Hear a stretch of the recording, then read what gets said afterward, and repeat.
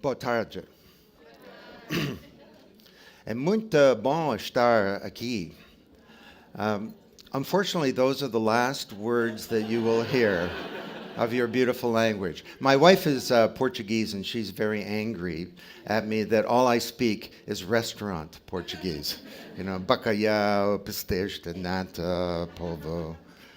Um, but I am delighted to be here, and I love Brazil, and I come here a lot. I'd like to try and convince you in the next 45 minutes that most of what we know about marketing is wrong and is changing. And I'm going to start at about 90,000 feet and give you the big picture on some changes that are happening in the world that affect marketing. Before I do that, right now, at this moment, I have 49,999 followers on Twitter. So the next person to be my 50,000th follower, I will send you a signed copy of Macroeconomics. I'm at Tapscott on Twitter. And that was excellent timing of the Twitterverse to enable me to say that to you today. It was very nice of them. Let me start by going back a few years. Some of you may have seen a book I wrote called Wikinomics. And Wikinomics was about the corporation. And we argued that the internet is not about eyeballs, stickiness, clicks, page views, .coms, hooking up online. It's a new global collaborative platform. It's a big computer that we all use. And this is leading to a profound change in the corporation, as talent can now be outside our boundaries and customers can be inside. We argue that this is changing the deep structure and architecture of the firm and of how we orchestrate capability to create goods and services. And the book did very well. It was actually the best-selling management book in the United States for the whole year in 2007, and then something happened. We had the meltdown of the financial industry. Who would have imagined 5 years ago that one of the big themes of management books and business magazines and so on today would be how to save capitalism? Or is capitalism even savable? And these books are not being written by Occupy types, they're being written by the capitalists. Do you know this Nobel Prize winning economist? His name is Paul Krugman. He writes for the New York Times. And for some reason, I've spoken at the same event as him recently. And Krugman gets up and he says, when you have the meltdown of a financial industry, you get a prolonged period of slump. He said Japan had one in 1992, and they're still in a slump. So get ready for a couple of decades of ugliness in the global economy. And that's the good news scenario, he says, because some really bad things can happen, like Spain or Italy defaults on its sovereign debt, the euro collapses, Europe goes into a depression, the whole global economy goes into a depression. So I get up on the stage and I look out at this big audience, and everyone's sort of in a fetal position, and I say, look, far be it from me to debate a Nobel Prize winning economist, but I have a different view. I think that the future is not something to be predicted. The future is something to be achieved. And we can achieve a very different future in the world than the one that Krugman outlines. But to do that, we need to know what the problem is. And the problem doesn't fall within the paradigm of traditional economists who worry about things like the business cycle. You know, are we double dipping in the cycle? This is not a cycle. This is not a secular change that we're going through. It's a punctuation point in human history.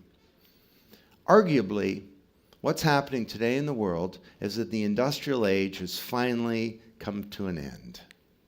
And you can look around everywhere and see a whole, this is the topic of macroeconomics, you can see a whole set of institutions that are in various stages of being stalled or frozen or failing, contrasted with the contours of a set of sparkling new initiatives that show the way forward. So the upper left there, the industrial age corporation, typified by General Motors, America's greatest company, it went bankrupt.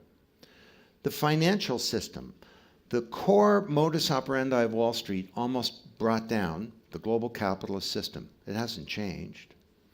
The newspaper, the last newspaper in Brazil will be published in the year 2030. Newspapers are not needed anymore. One young person that we talked to said, if the news is important, it will find me. I don't know about you, but Twitter is my newspaper. I organize it into different sections like a newspaper, and I create my own newspaper. How we solve global problems is changing. The universities and the schools. We have the very best model of teaching in our schools all around the world that 17th century technology can provide. Now, all of these institutions are based on an industrial age model. And that's where the model of marketing came from. The model was mass production, mass distribution, mass media, mass marketing, mass education, where something at the top controlled products, services, TV shows, advertisements, messages, and they pushed them out in a standardized way to passive recipients. So they pushed out radio shows and lectures. And I love the lecture. To me, the lecture is the process whereby the notes of a lecturer go to the notes of a student without going through the brains of either. Now, I appreciate the irony that I'm standing up here giving you a lecture. But this is actually not a good way of learning. I'm just trying to convince you of about 2 ideas. But nobody's going to remember the 16 institutions or the 5 principles or the 4 new themes of marketing that I tell you. Lectures are one way, they're one size fits all, and the recipients are passive in the learning process. We need to change that. So this is a time of great change and of great transformation. If you think about marketing, marketing is changing as part of a new and changing world. Now, before I get into it, I want to take you up even one level. I think if you want to understand what's happening today, you don't go back to, with respect to Paul Krugman, to 1982 or even the Great Depression. You need to go back earlier. All around the world, hundreds of years ago, many countries, 100 years ago or fewer, there was an agrarian economy. And the political system was called feudalism. All across Latin America, there were colonies. And they were controlled by the kings and nobilities and the church of feudal powers. And knowledge was tightly concentrated in tiny oligopolies. People just didn't know about things. And along comes Johannes Gutenberg and his great invention. And over time, different parts of the population began to acquire knowledge. And when they did, the institutions of feudal society appeared to be stalled or frozen or even failing. It didn't make sense for the church to be responsible for medicine when people had knowledge. It didn't make sense for a bunch of kings in Portugal to be running this large territory in Latin America.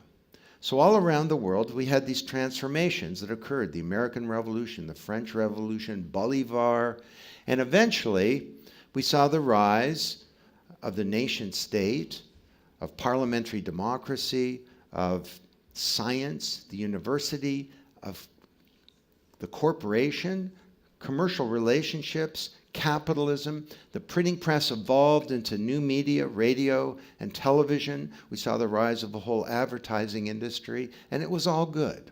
It advanced our standard of living. But now, once again, the technology genie is out of the bottle, and this time it's very different. The printing press gave us access to the written word. The internet enables each of us to be a publisher. The printing press, radio, and television gave us access to recorded knowledge and content. The internet gives us access to that, but more important, to the intelligence contained in the crania of other people on a global basis. This is not an information age. You hear that term? I don't think it is. It's an age of collaboration. It's an age of the networking of human intelligence. Okay, so thank you for being patient. Let's bring it down to earth.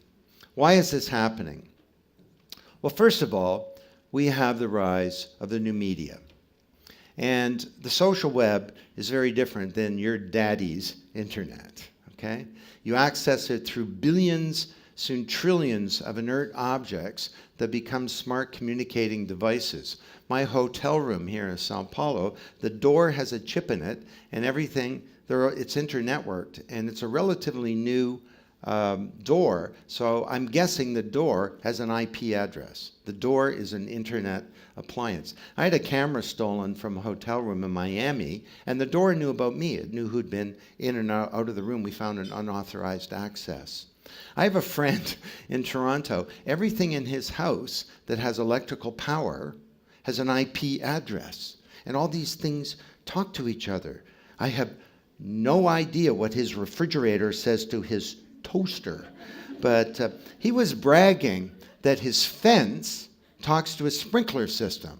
And I said, well, Ken, why would you care? He says, Don, if a burglar comes over the fence, the sprinkler is my first line of defense. So this is pervasive ambient computing. We've got the rise of broadband mobility, brought to you by some interesting new players like Google.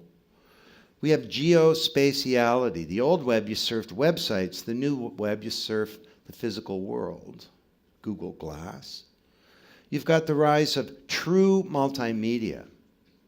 The old web is about data, text, voice, and image. And all of this is becoming integrated. So that's a huge change. And in Brazil, 100 million users online. 20 million have broadband.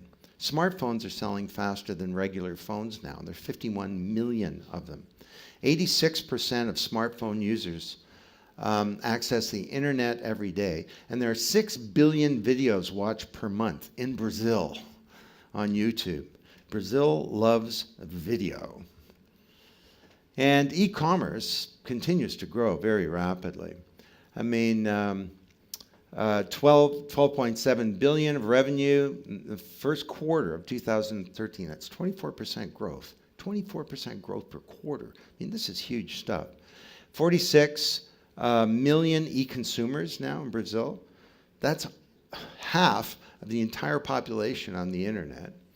M-commerce growing at 3.6 a month. This is going to take off. And the average price is around 360 reais per transaction.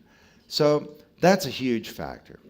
Now, the second big change is that we have the rise of a new generation. Who here is under the age of 33? Would you put up your hands, please? Okay, that's great. Who has children under the age of 33? Anybody? Okay.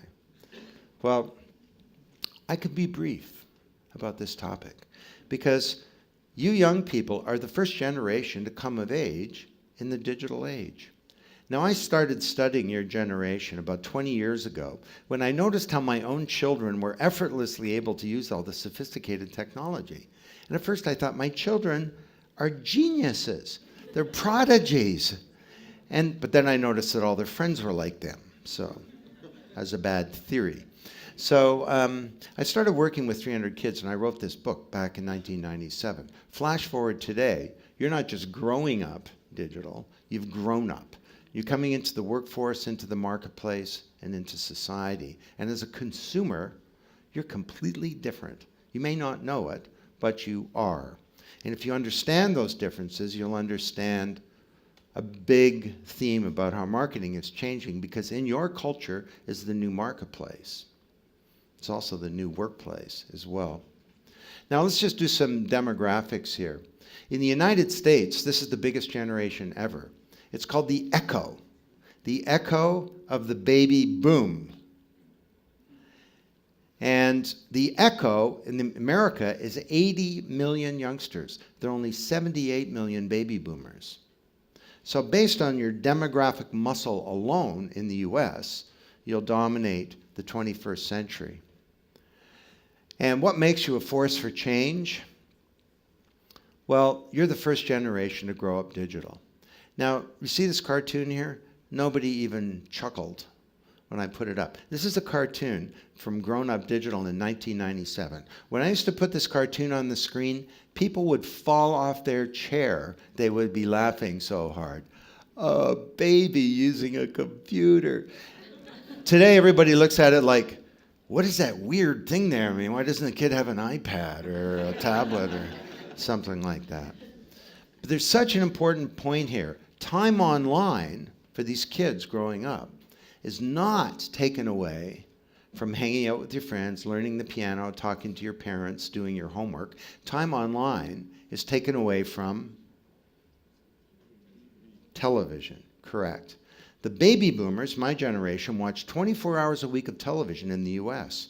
Perfect for mass media, mass communications, and advertising. Today, they watch less TV and they watch it differently, right? I mean, think about yourself. You come home, you turn on your TV and you come home, you turn on your laptop and you're on a mobile device and you're texting, you got 3 magazines open and a video game going. Those of you who are students, you're doing their homework at the same time. And the television's in the background. The television is like music.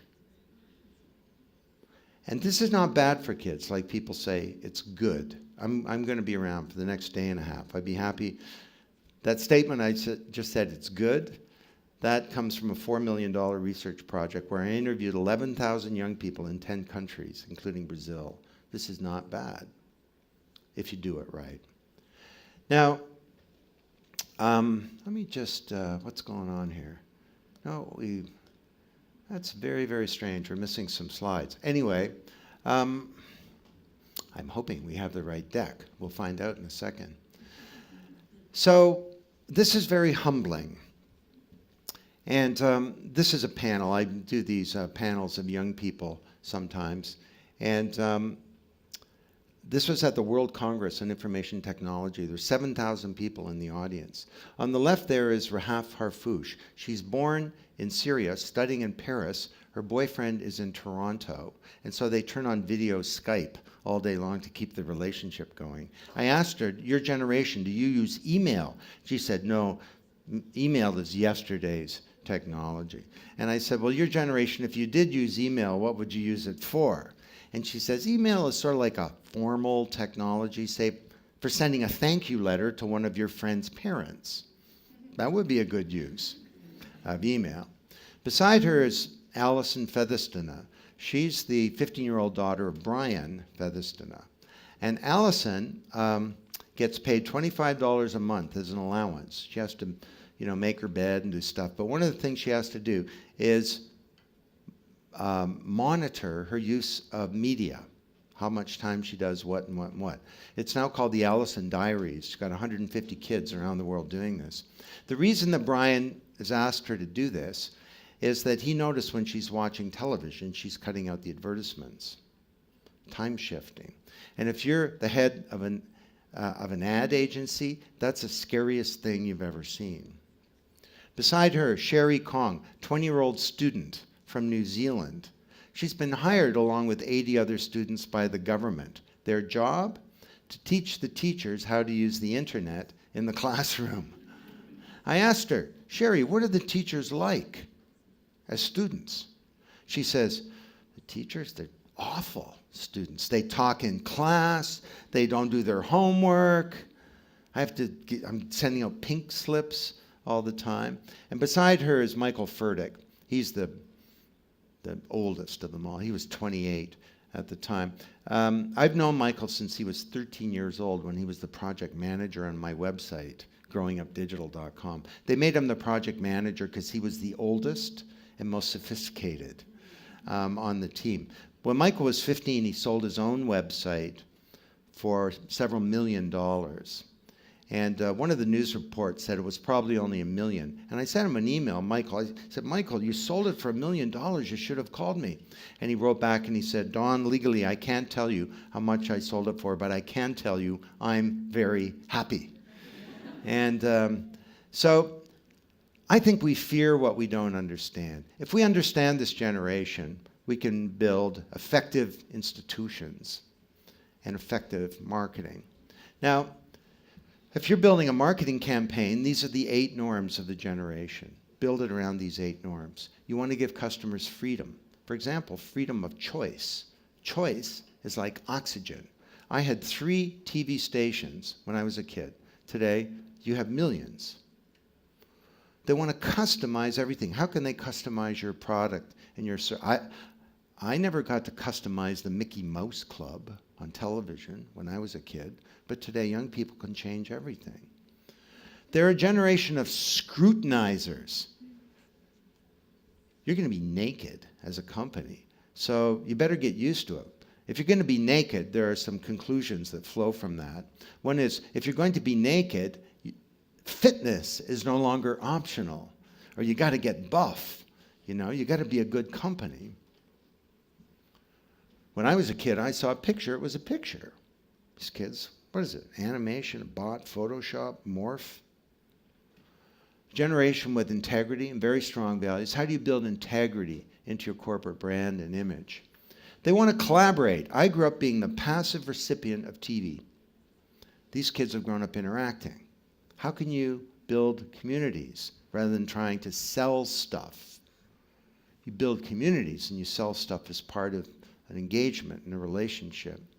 They love to have fun. All those videos that we've seen earlier that are so funny in marketing? Fun is part of everything for them. 52% of them in the US said having fun is as important as what the product or service does. How do you have fun with Kleenex? How do you have fun with a mortgage? I don't know. You have to figure it out. Generation that wants speed. They want things to happen quickly, and they're a generation of innovators. So, technology, demographics, and that creates a social revolution. Oh, so here we go. These are called population pyramids. You know what these things are? This is 100 years old, 0 years old, 50 years old. So this is Italy. Look at the big middle-age bulge in Italy. When I was in Italy recently, I said, who here is under the age of 33? No hands went up. I said, who has children under the age of 33? No hands went up. I was very tempted to say, you know what? Why don't we just end my speech right here? Go home, have a bottle of wine, put on some nice music, light a candle, make some babies. This is China. Look at, not a lot of young people because of the one birth policy. This is the United States, the baby boom and the echo of the boom. Wow, South Korea, big middle-aged population. Look at Iran. You know why things are so explosive in Iran? They have the biggest proportion of teenagers and 20-somethings to the rest of the population of any country in the world. That's India. A plurality of young people in the world are in India. Now, what's Brazil like?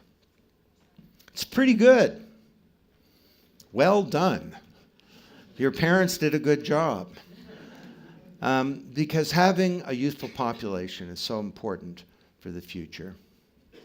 Now, because of this, we have the rise of a whole set of collaborative communities. And it's not just there are 1 billion people on Facebook, but social networking is now becoming social production.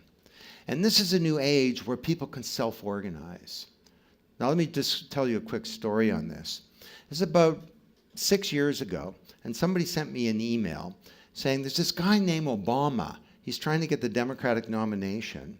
Do you know that he thinks your book, Wikonomics, is the key to getting elected and to changing America? Go to myBarackObama.com. So I went there, and there's my book. It's right on the screen. It says, we believe in the principles of collaboration and the use of the internet in every way possible, and the use, and the book by Don Tapscott, and he's saying, I'm asking you to believe not just in my ability to bring about real change in Washington, I'm asking you to believe in yours. And I looked at this thing, and, well, my first reaction was, I am the man. But not so fast, Don, because it turns out I'm not the man. Because I went there, there's a Wikonomics community. There's also a single moms for daycare community, and there's a Young Firefighters for Obama community. He created a platform whereby 35,000 communities self-organized, and that's what brought him to power. They raised over $100 million. Self-organization is this huge force. Now, it's a force for a better society. This is something that's going on right now in Brazil. Do you know about this? Imagina la Copa, using all of the energy and unhappiness even around the World Cup to try and mobilize young people to get involved in communities and building a better São Paulo. And this is an example of one of these self-organizing networks where young people are deeply engaged. If you're a CPG company, great idea to get involved with a project like this. Because if we don't, well, the direction can go differently. Now, the Arab Spring, there's a big debate about the role of social media in social change.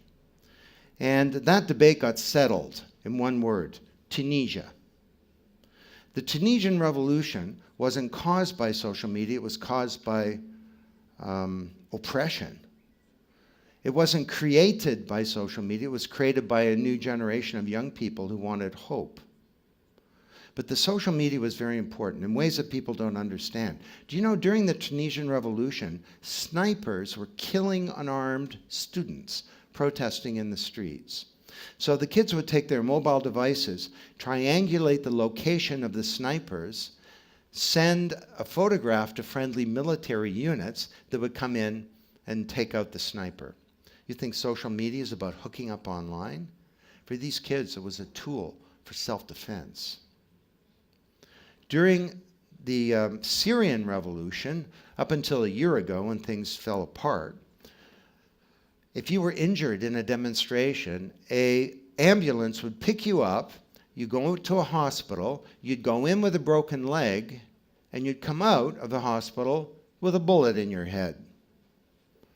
Assad was using the healthcare system to kill people. So these two youngsters created an alternative emergency healthcare system using Twitter. And you get injured, you get picked up by a van, you get taken to a makeshift medical clinic where you get medical attention as opposed to being killed.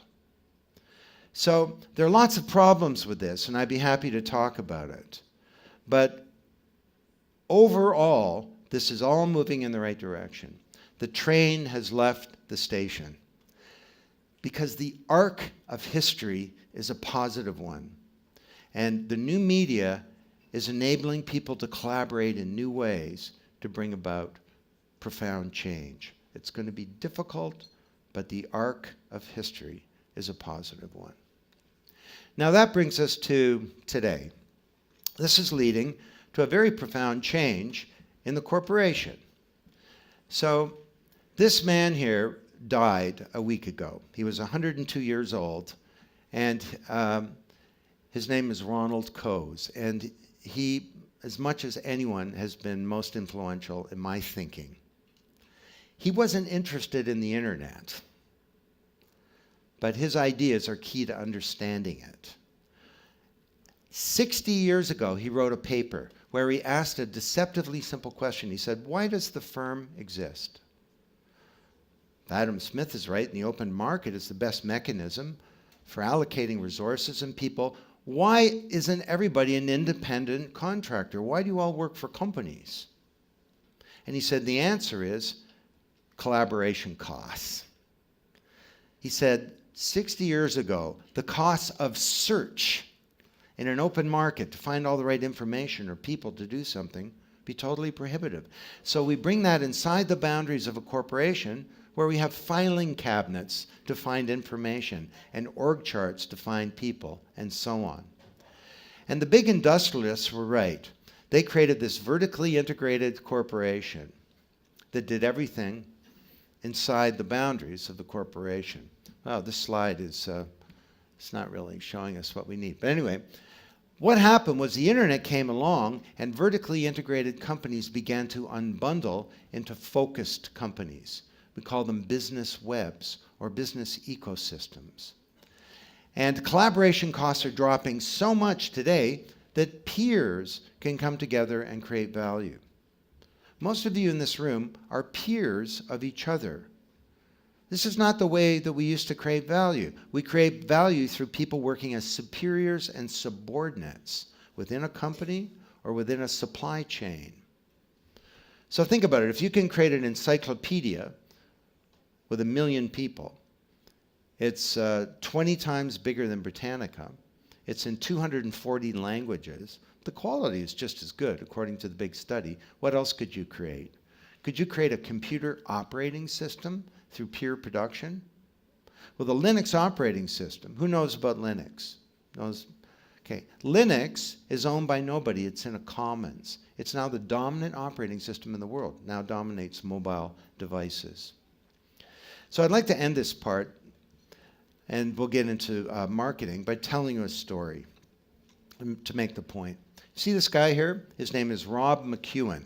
And the reason I know this story is he moved across the street from me in Toronto. And he held a cocktail party to meet the neighbors. And he said, "You're Don Tapscott. I've read some of your books." I said, "Great. What do you do?" And he says, "Well, I used to be a banker, and now I'm a gold miner." He's a funny guy. He introduces his wife. He says, "This is my wife, Cheryl. She's a gold digger." Anyway, thankfully she's not, and she has a sense of humor. But he tells me this amazing story. He takes over this gold mine. His geologist can't tell him where the gold is. He gives him millions of dollars to get more geological data. They can't tell him where to go into production. It goes on and on. After a few years, he's ready to give up. But he has an epiphany one day. He wonders, if my geologists don't know where the gold is, maybe somebody else does. So he did a radical thing. He took his geological data and he published it and held a contest on the internet called the Goldcorp Challenge. It's basically $500,000 in prizes for anyone who can tell me, do I have any gold? And if so, where is it? He gets 77 submissions. They come from all around the world. They use techniques that he's never heard of. And for his $500,000 in prize money, my friend Rob McEwen found $3.4 billion worth of gold. The market value of his company went from $90 million to $10 billion overnight. And I can tell you, because he's my neighbor, he's a happy camper. Okay. What did he do? See, we think that talent is inside our boundaries, right? But the uniquely qualified minds to find gold for Rob McEwen were outside his boundaries. Now, the same thing is true for customers. Well, just before we get there. So Procter & Gamble now gets 60% of all of their innovation from outside the boundaries of the corporation. They're looking for a molecule that'll take red wine off a shirt. They have 8,000 chemists inside. They have 1.5 million chemists outside.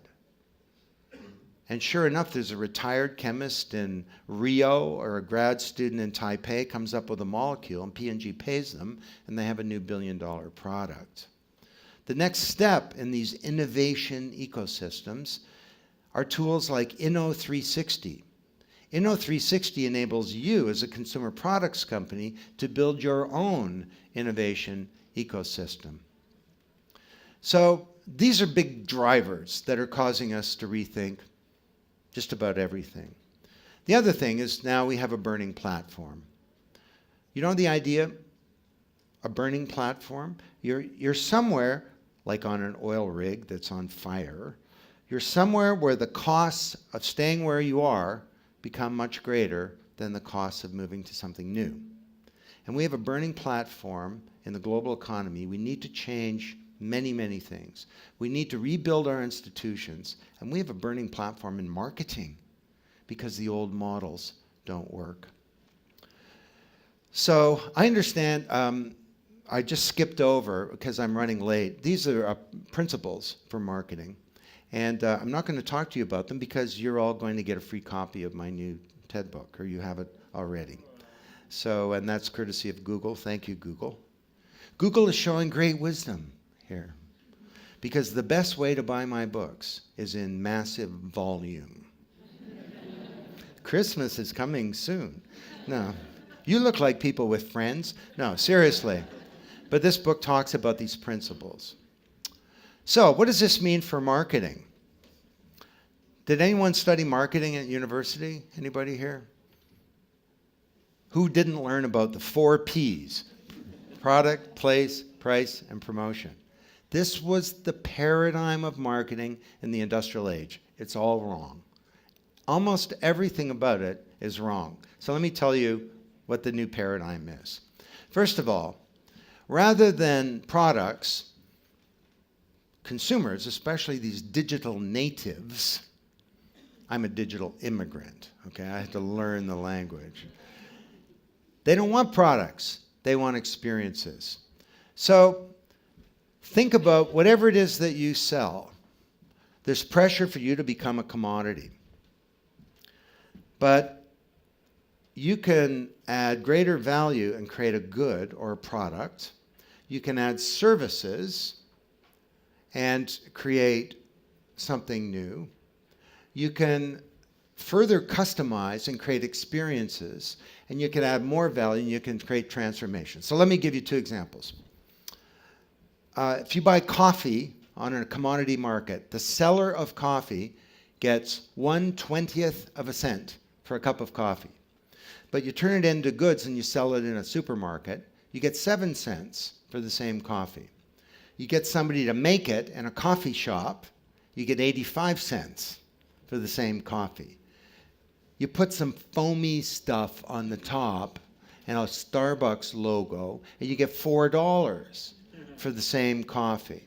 And then you add in the ability to download iTunes that you can't get anywhere else. I wrote a book, the only place you can buy it is in a Starbucks coffee shop.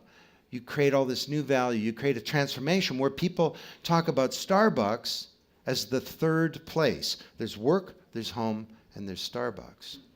Apple takes a chip. It's a commodity. They put it into a good, a product called a, iPod. But it's just an MP3 player, right? There's pressure. It's not a very good one. Just pressure to become a commodity. But then it adds a service, iTunes. And then it creates this awesome marketing experience. Do you have Apple stores in São Paulo? Yeah. This is the one at 57th and 5th in New York. It's the nicest store in the world, I think. And it's open 24 hours a day.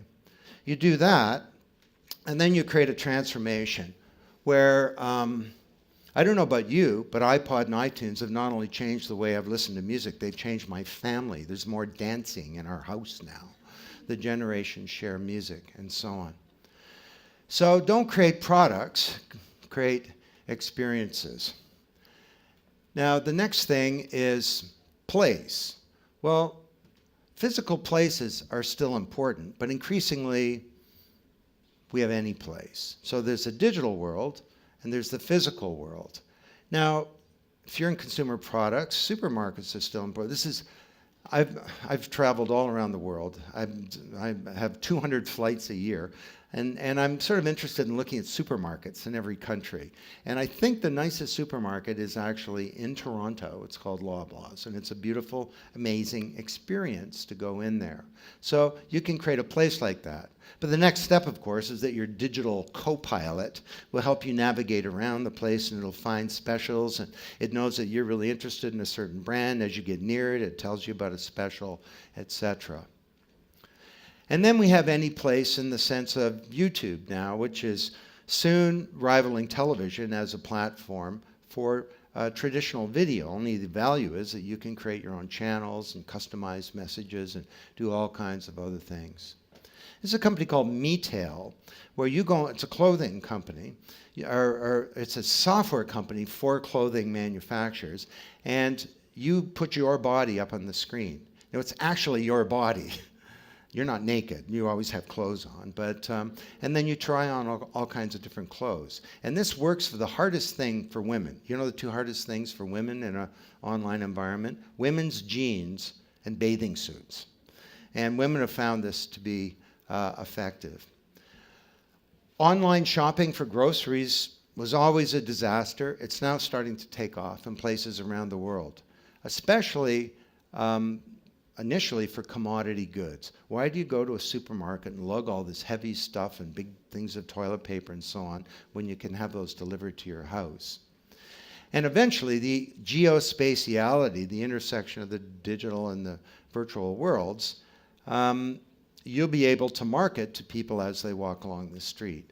And so you're walking along, and all of a sudden, that little red dress that you saw, I don't know, Angelina Jolie or somebody, Katy Perry wearing, that you like that dress. The Gap has got that dress, and there's one a block away, and would you like them to put it in your locker? You just go in, and as you walk into the store, the transaction's done, and you come out again. South Korea is a unique market. Tesco has been evolving itself, adjusting to the local market. It even changed the name itself from Tesco to Home Plus. And at last, it grew to rank number 2 in Korea. But Tesco had to overcome one obstacle, a fewer number of stores compared to the number 1 company, E-Mart. Mission: could we become number 1 without increasing the number of stores? We made an in-depth study into Koreans once more. Koreans are the second most hardworking people in the world. For them, grocery shopping once a week is a dreaded task.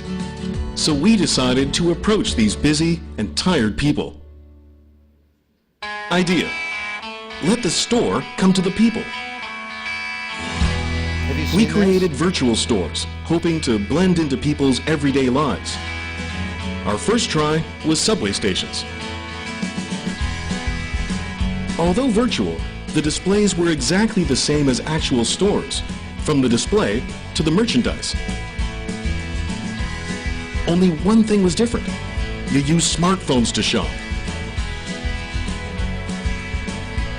Scan the QR code with your phone and the product automatically lands in your online cart.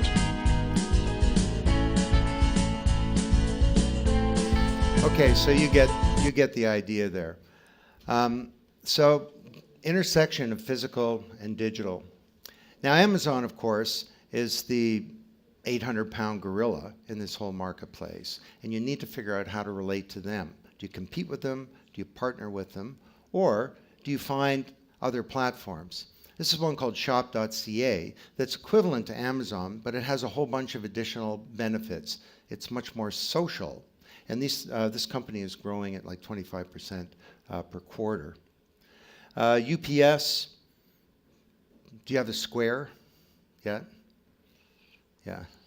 It's a great story of these people from Digital Democracy. I met somebody last night, and I met with them in New York, and it was a little NGO. I wanted to give them a free copy of my book because they'd already bought it, so I was going to give them some money. And I looked for my wallet, and I didn't have any US cash with me, so I thought, how am I going to do this? A woman says, I have a Square. And she pulls this thing this big out of her purse, sticks it into her iPhone, swipe my credit card, a transaction's done. She sends me a receipt, including a charitable receipt. The whole thing goes down in 25 seconds. She's a full retail operation from her purse. So I thought, I got to get a Square. This is about a year ago, right? So I went down to the Apple store. I figured it'd be a few $100s for cash register. And $9.95. You get it back after your first 3 transactions. So this is physical and digital coming together. I'm running a little bit late, so I'm going to keep moving along here. So place is any place. Rather than price, we have new discovery mechanisms for price. So the idea that the seller gets to establish the price is an old idea. This began to change over a decade ago with eBay. And then you saw the idea of collective purchasing, where customers could have collective power in pricing. Then you start to see what is the equivalent of yield management on an airplane for price discovery in all kinds of areas. So Demure is a platform for people who have vacation homes but who love to travel. And you can swap your house for somebody's house in Rio or in the south of France or something like that. But the houses have different value, so this whole complicated mechanism to to create liquidity within this marketplace. And then you get certain, a currency really that you can use on the purchase of a week for some other vacation property. This thing is taking off. Then exchange solutions. This would be another example where I buy something wholesale, but I pay full price for it, but I get an equivalent thing of the same value. So rather than price, we have discovery of price, and rather than promotion, we have engagement.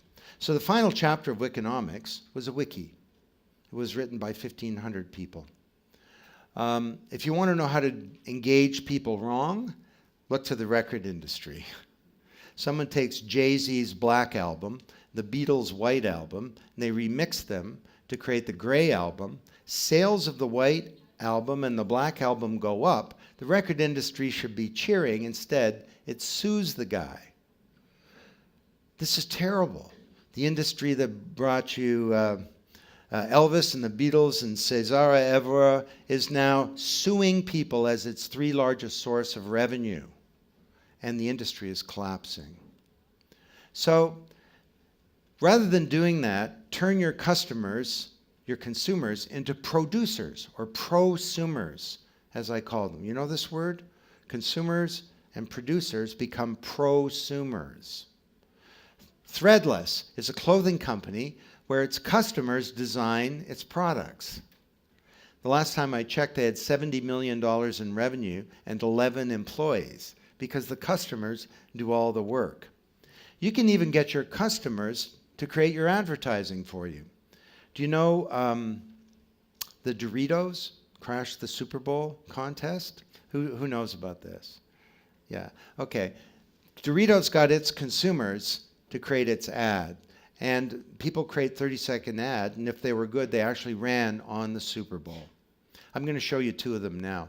This ad was created by a couple of young women who were nobodies, and now they're somebodies because they created an ad that went on the Super Bowl. Paper or plastic? Paper's fine. I like these. Oh, nacho cheese. Old school. Fiery habanero? Yeah, those are hot. Oh, salsa verde. Oh, blazing buffalo and ranch? Giddy up! Gonna need a cleanup on register 6. Ew. That ad ran on the Super Bowl. Now, some of them were a little edgy. As you can imagine, they never got on to the Super Bowl. But this is one of the more edgier ads that actually ran on the Super Bowl. It's one of my favorites.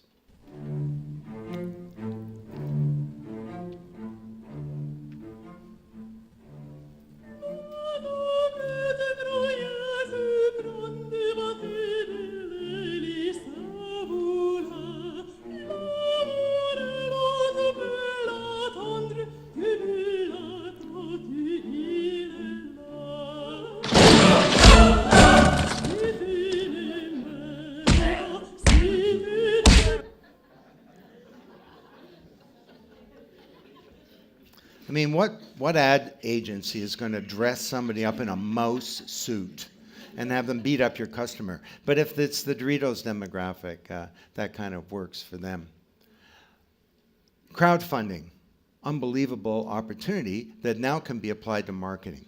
This is a company called Nick's Wear. Full disclosure, my daughter is one of the co-founders of this company. They're reinventing women's underwear. And it's your underwear should do more. It's multitasking, high-tech underwear. And it's a long story. But anyway, they did a crowdfunding campaign where their target was $40,000 just to get interest in the company. And during the campaign, the largest retailer of women's underwear in North America saw the campaign, came in, bought up all the inventory, and they now, through a crowdfunding campaign, ended up with the biggest distribution deal that they could hope for. So product, place, price becomes discovery of price, and promotion becomes engagement. And you add in the brand. The brand is changing. The brand used to be a word in the mind a promise, right? You say things go better with Coke. If you say that enough times, the brand becomes established. Well, things don't go better with Coke if Coke is being accused of having an unauthentic viral marketing campaign around Coke Zero. So Coke has had to change many of the things that it's been doing to make its marketing more effective. And Nike's a great example of a brand that with Nike and all of their social responsibility activity that's engaging people in the brand. The brand is not just an image. I think it becomes a relationship. And if you think differently about it, you can understand. So rather than products, we have experiences. Rather than place, it's any place. Rather than price, discovery. Rather than promotion, it's engagement. And you put those together, you reorganize them. And rather than the 4 Ps, we have the A, B, C, D, and E's of marketing. So, just to close then, the changes that you've been talking about this morning are within the context of a profound change to the corporation and to business. And most of what we know about marketing is changing. What's your role? This is a new paradigm. And when you get a paradigm shift, you get a crisis of leadership, and vested interests fight against change. Leadership for these changes does not come from the top, typically. It's got to come from everywhere within the organization. So, will we have this bleak future that Krugman outlines? We don't have to. We can achieve a very different future if we want. Now, I'd like to end just with a short little story, and a video, actually. I've been studying thousands of organizations, but I've also recently been studying nature over the last few years to look what these new organizations are forming up to be like.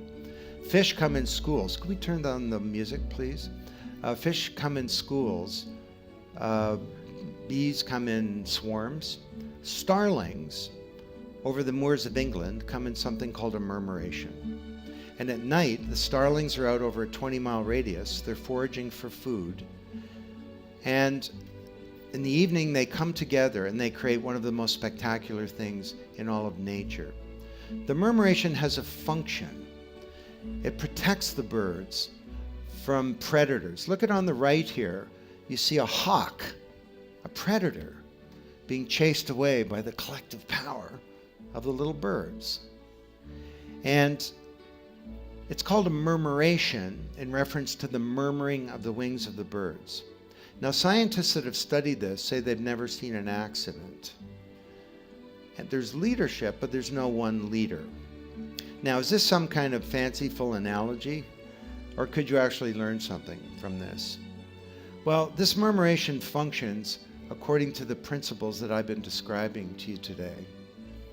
It's all about engagement. It's a big collaboration. There's an openness and a sharing of all kinds of information about food sources, trajectory, danger. There's some rules that govern it. The big one being don't bump into anybody else. But when the moment is right, one of the most spectacular things in nature happens. Now, consider this idea, if you would. Imagine if we, in Brazil and around the world, connected ourselves with a vast network of glass and air. And we connected our brains together and began to collaborate. Could we go beyond just sharing of information to start to share our intelligence? Could we create some kind of collective intelligence that expands beyond an individual or a team or a company or a city or a society? Could we create some kind of collective consciousness? Well, if we could do that, we could solve some big problems in the world. During the Egyptian revolution, people said, Hosni Mubarak is too strong. He's going to crush the kids. The kids in the streets protesting, they're going to give up. They can't keep coming out every day. Eventually they'll go home. And I wrote at the time, I don't think they will go home. I think they're going to hang in there until they're victorious. Because if they go home, Mubarak will hunt them down and kill them. Just like if this murmuration breaks up, then those predators can have their prey. So I look at this thing and I think about the collaborative models that we could build, a learning organization. Maybe we never achieve that because organizations like people can't learn unless they're conscious. When I give talks, I try and be interesting, tell stories, even be funny, because I find that people learn more when they're conscious. Well, maybe we need to achieve consciousness within an organization and within a marketplace and a community before we can help it learn. So I look at this thing and I get a lot of hope that maybe this age of networked intelligence will be an age of promise fulfilled and of peril unrequited, and that maybe the smaller world that your kids inherit will be a better one. Thank you very much.